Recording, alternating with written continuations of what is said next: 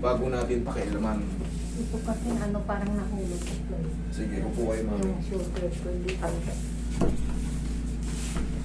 Si mami nagdadialysis, dialysis, sorry. Okay mo. Nagkikimo. Ngayon, may kwento siya sa akin, na-fracture daw siya na walang dahilan.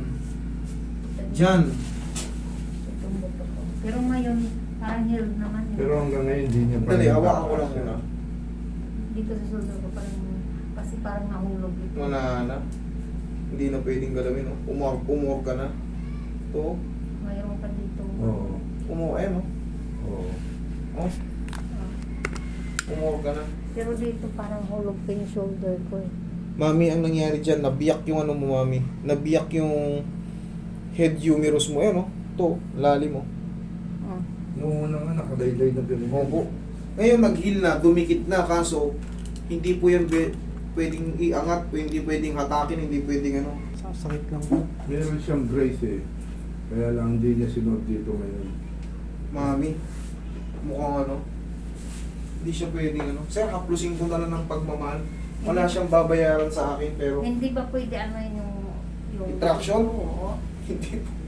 Nagda-dialysis po kayo, weak po yung ano nyo. Nagkikimo ako Kimo. every Ay, ano. Dialysis ako ng dialysis eh. Every 2 months. Nagkikimo kayo. Every 2 weeks. Ma'am, sir, I'm sorry to say, pero hindi kayo pwede sa bone setting or bone adjustment. Ay, hindi pa ba? Hindi po pwede. Kahit tumagal, hindi po pwede. Magre-react po yan, nasa spine yung ano problema ni ma'am. Nagkaroon siya ng herniation before, or herniated na ngayon. Merong condition na, kasi hindi kayo ikikimo ng doktor kung wala silang nakikita dyan. May multiple myeloma raw si ma'am. Pamamagayon sa spine. Okay? Hindi po yan pwedeng tractionin. Pag tinraction yan, sa spine po yun eh. Hindi po kayo pwedeng pakialaman, mami.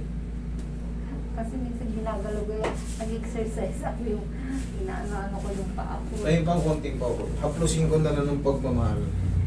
Ganun lang. Oh. Hindi ba pwede traction na talaga? Mami, Kung may pinit. mami, baka mamaya mas mapaaga kayo. Kasi yung ano ko yung... Alam ko iritang ko eh. irita na kayo. Alam ko iritang-irita na kayo. Kaso, hindi ko po pwedeng gawin yun, mami. Alam niyo kung bakit? Magkukulaps kayo rito. Papahalat. Buti kung magkukulaps lang kayo, eh paano kung... Opo. Siyempre, eh ako, lugi na, kumbaga, ayoko rin naman Okay. makulong ng dahil sa kapabayaan ko. Ibig sabihin kasi nito. Tsaka hindi ko mapapatawad sarili ko pag ginawa ko na alam kong hindi nga pwede. Okay. Ang multiple myeloma, kahit i-research nyo, that is, ano na yan, kumbaga, serious case, hindi pwede siyang galawin. Kaya nga ginagawa ko lang sa inyo, ganyan lang, oh. Hindi dati hindi mo nga pwede hawakan ako noon eh, kasi ang sakit. Ngayon kasi nagtuturok na kayo, kaya humina yung ano. Dati nga, sabi niya, konting ganun lang, hindi pwede dahil napakasakit. Ngayon kasi nagkikimo na kayo. Kaya kahit pa paano, Oo. umihilom yung ano. Pag tinabig yan, pag natabig yan, Akala ko pwede na sa... itong mga nakalutang na yan, delikadong ilubog yan. Pag tinamaan yung spinal cord nyo, I guarantee you, magkukulaps kayo, magsisisure kayo. Kaya yan, sabi ni Ma'am 5'1" siya dati. Ngayon, kung mapapansin nyo, parang ang liit nung liig niya, Opo. tapos yung katawan niya nakapaganyan. Tapos bumaba, parang umurong yung katawan niya, oh. Hindi ba sa ribs yun? Siyempre po, maaapektuhan, bubukay ang ribs na yan pag ganun. Pagka napaplat yung ano mo, dahil sa herniation, kasi pag ang herniation, sumasabog po ito. Yun po ibig sabihin ng herniation sa, ano. Wala kayong babayaran sa akin, basta ako, ginawa ko, haplos lang ng pagmamahal yan. Hopefully, gumaling kayo, magdire-diretso. Kasi, nalalaman ni Mami, nag-i-improve siya eh. Why? Dati hindi siya mahawakan kahit ganyan. Mami, tiis lang talaga. Mag-brace kayo. Ha? At least nakakatayo kayo. Kasi pag pinakialaman ko yan, baka hindi kayo makauwi na nakatayo.